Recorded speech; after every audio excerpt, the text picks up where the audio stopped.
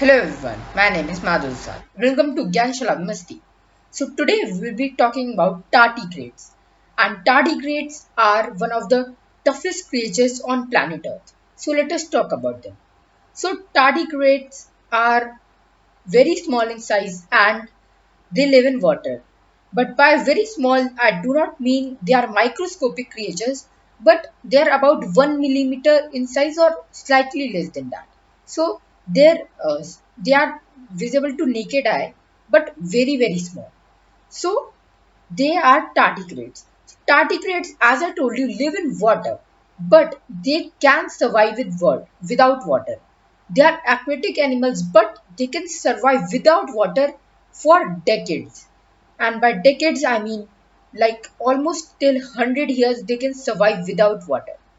So so usually our body needs water to produce energy and keep the flow in our body, because blood is also kind of made up of water only, because the main part of blood plasma is also made up of water.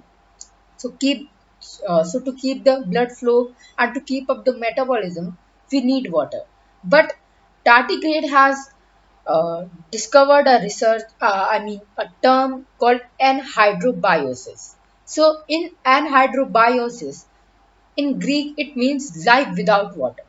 So it lives without water and it has found a way to live without water. So what does it do is that what the water is available in the dry season, what it does, the remaining water in its body, it produces special molecules which fill the cell with water. So to survive the dry season, they fill their cells with water. But why do they do this? So they do this to keep the proteins, DNAs and membranes, to keep them preserved basically, so that they don't disintegrate in the dry season. So they keep them moist and so they don't break.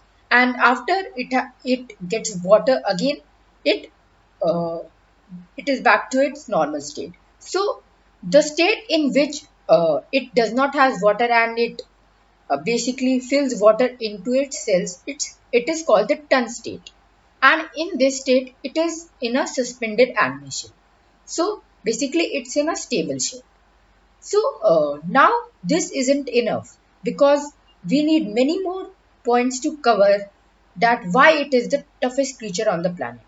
Now it can survive in boiling water. Not even boiling water, it can survive in water that has temperature above boiling water, above boiling point, which is 100 degrees Celsius. It can swim in a water that like that also. And it can even survive being freezed. If it is freezed, if you keep it in your freezer, and if it is freezed and then you melt the ice again, it will be alive. Most people die because of the ice if they are frozen, but tardigrades don't.